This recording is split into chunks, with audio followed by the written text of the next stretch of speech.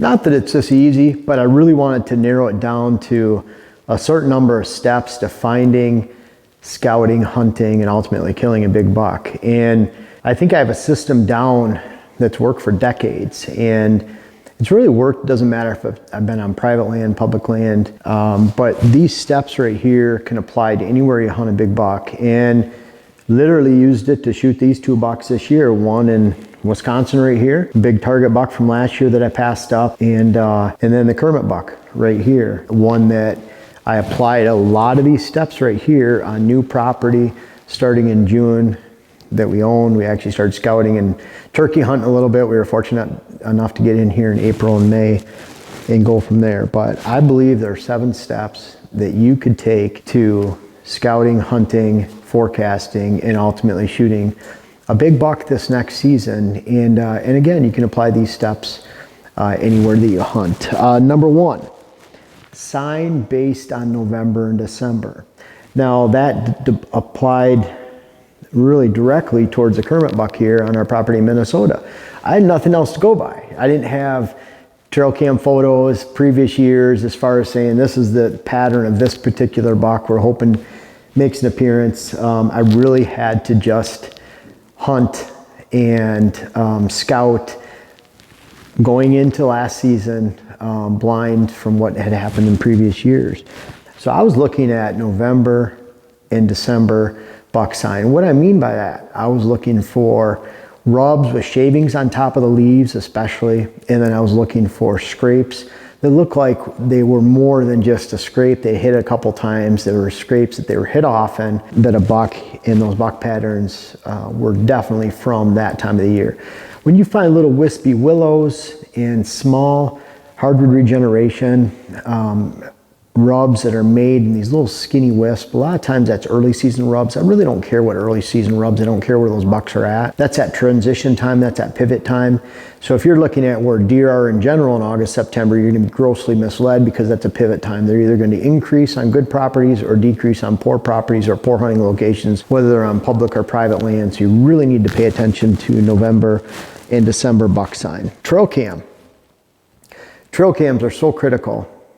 And I'm really, again, paying attention to the November and December trail cams. And so I'm using trail cameras to really look at what's going on in November, December.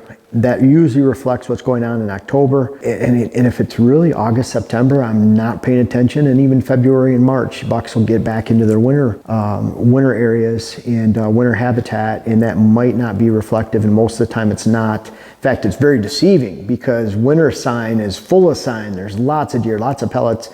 They get yarded into certain areas, herded up, and you'll find a lot of sign in one location, but that's not necessarily reflective of where they're at during the hunting season. So you have to pay very close attention to end of October, November, December, and that's what you want to focus on. So between trail cams, rubs, scrapes, they all should match together. And when you're using those 2 scouting tools, be either visual and looking at sign, rub, scrapes, or actually in tracks and pellet counts during that time, or you're looking at trail cameras, that combination is a great combination to point in the right direction. Number 3, historical buck travel by previous bucks. This is a really important one. And that's where even on a new property like we did in Minnesota this year, I knew this big 9-point. I knew his travel patterns. We knew where he was at from the previous year, And then at the same time, his patterns, because we've hunted that land for 7 years, and we hunted the adjacent land for 12 years before that, then we know when a buck falls into a certain pattern that he's going to repeat that pattern because we're not screwing it up. We're not doing things to hurt those patterns. We're taking advantage of those patterns, and we're down here, we're looking at a tree stand assemblage based on those patterns. And so we're just looking for those patterns to take place and for bucks that are traveling to fall within those patterns. So even Kermit right here, without the intel of previous years, I'm looking at where I think bucks are going to travel during October, November, December. I don't care where they're at during the summertime. So I'm looking at those patterns and I'm making decisions on stands based on those patterns and where I think I can kill a buck, not where they're at during the summertime, where I think I can kill a buck during November. And that's what led to finding Kermit during the hunting season towards the end of October and catching up with him on really my 6th or 7th sit on the property. I hadn't sat that many times on the property up until that point to find him, but it was just really narrowing it down to where he was traveling, and using the trail cameras, using sign, and using the lay of the land that I determined in summertime where a big buck would travel if he was in that location. Then it's just a matter of current year, making sure that buck's there, and then just knowing he's going to follow those patterns. Now, number 4, this is a little bit different. So number 3, you're looking at historical buck travel, bucks you've known or bucks that you can tell travel this route, travel this cruising line, this bench, this inside corner of a field or a funnel. You know they're traveling through there. And so then you're relating that to where a buck should travel in the future. Historical sign is something I started talking about at least a decade ago, 15 years ago, where you're really hunting old sign and historical sign. It's almost more important than current sign. Current sign tells you where a buck is right at the moment, a live buck. Historical sign can tell you what's been going on for decades. Really worn out trees, great rub lines, obvious scrape locations and perennial scrapes. Those are the type of sign, that's the type of collection of sign that I really like to pay attention to, because that'll tell me what bucks have been doing for many years as opposed to just one. Now, if the current year matches that historical sign, even better, obviously, because then you have all the current and history in one location. So I love historical sign, and we could even flip back up, maybe that should have been number 3. But historical sign complemented with October, November sign, really understanding that it's that time of year. You have a history of sign, you have a history of buck travel that you can tell.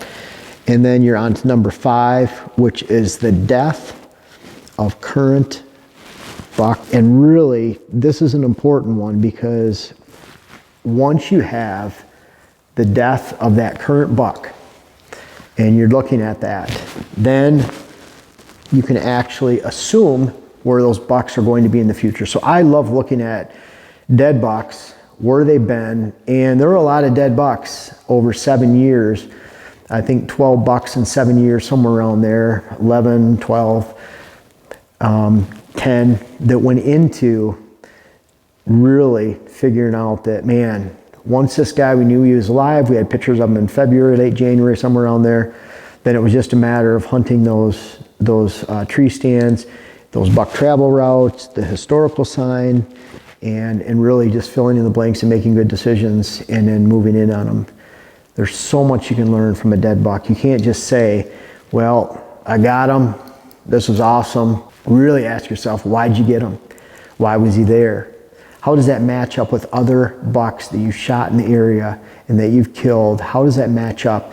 And what's interesting, what you'll find is, we hunted a buck, we called him Diego in the past. That was in 2016 when Dylan was first on board with us. And we hunted Diego, and it was really interesting. That was the 3rd year that we watched Diego. He's a 5-year-old. And there's a really nice 5 or 6-year-old that I shot on the upper elevation on that property in 2015. Really beautiful buck. In fact, I shot him the last day of gun season with my bow. I love hunting with my bow during gun season, but I shot him the last day of gun season with my bow, took him out of there.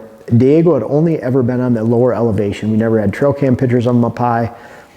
Any personal sightings. We had personal sightings down low, trail cameras down low on several different trail cameras, but never up high, where we put a lot of effort into. I believe he wasn't going up high because even just a matter of 200 yards, 100 yards, that established the range of that 5 or 6-year-old buck that I shot. Once that 5 or 6-year-old buck was dead, then Diego stepped into that spot, and then all of a sudden he was on the upper and lower elevation of that property, and he was the king. He was the 5-year-old, and it ended up shooting him on the upper elevation. So there's a lot that you can take from bucks that have died before, where current bucks are going to expand the range into because that buck is dead, where young bucks are going to take over, and how that buck will relate to where those bucks have died and those historical travel patterns in the future. There's a lot you can learn from those bucks that you've already shot and already hunted.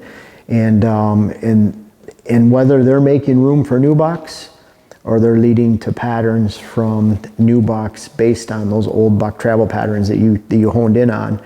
And a lot of times you're honing in pretty well. You're honing in on that one buck and you're making good decisions, you hunt them, but you can't just take it at face value that he was there, you got a good shot, and you had a good hunt. You have to understand why. Always ask why, and you'll always continue learning. I feel like when I'm on client lands, I continue to learn because I always ask why. I learn something on every client parcel, and I go to over 100 a year. So I always try to keep learning and, of course, bring that back to you. And number 6, based on all the historical data, the current sign, November, December, even trying to figure out November, December sign from June on a new property, you're starting to create a stand assemblage based on where you think you can kill bucks and shoot bucks and hunt bucks in October, November, December. A lot of times people are adding stands and blinds where they're finding deer during the summertime. And rarely, turkey season, middle of the winter, rarely do those patterns repeat themselves during the hunting season. You have to figure out that sign, and then you have to build your stand assemblage around those patterns for where you think that you can actually hunt those deer during October, November, and December. Very, very critical. So that's what we did here. Without a lot of intel of actually buck movements and historical movements, because we didn't see those. We had some old trail cam pictures, but not an assemblage like we like, where we have 12 cameras out and being able to tell all the different, even on the other property, we have 5 cameras out, and it gives us a lot of intel. We've had as many as 4 or 3 on a 40-acre parcel. They can tell you a lot. And when you combine it with that sign that you're looking for, you can create that stand assemblage for morning and evening stand locations, all winds, multiple access routes, always protecting the core on that property where you expect deer to relate to all season. You're not spooking them out of that core. That core should always represent at least 50% of contiguous acres on your property. If you have a 40-acre parcel, you should have 20 to 22 acres in that core, not 5 acres in the corner.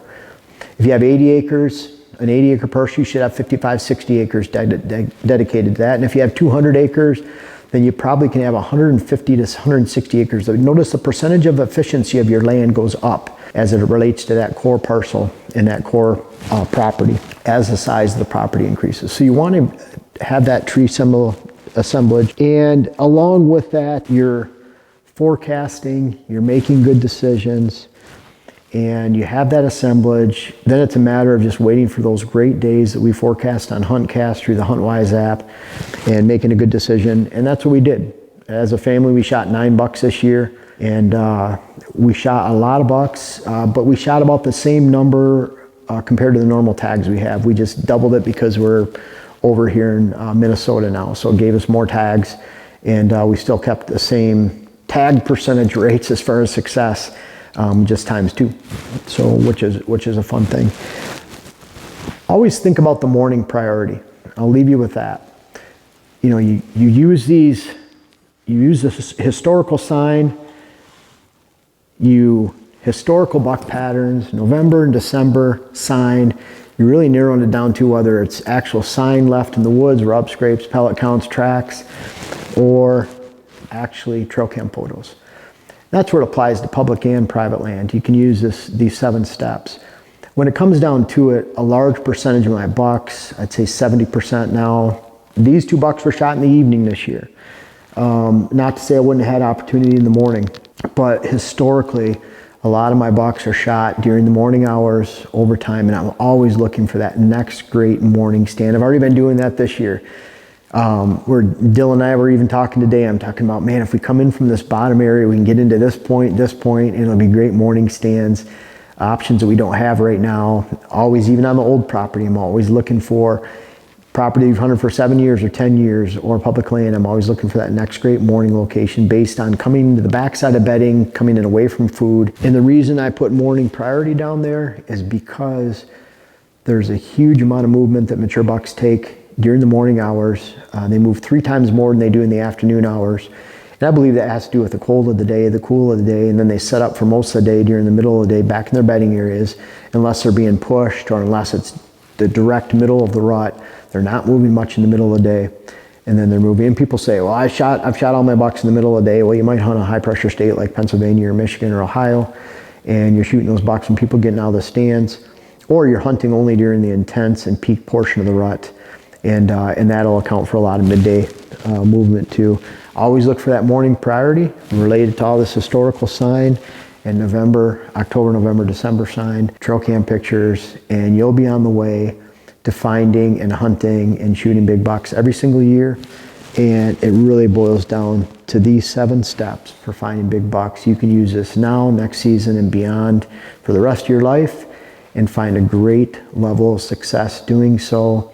And certainly there's a lot more that goes into it than just these 7 steps. But if you stay honed and stay focused on these 7 steps, they'll lead you in the right direction every single hunting season. Now, as we transition into habitat season, I hope you've had a chance to check out my web class, How to Design Your Whitetail Parcel. It's on my website, whitetailhabitatsolutions.com. I have a link in the description, and I hope you can find it, check it out, and enjoy it this year.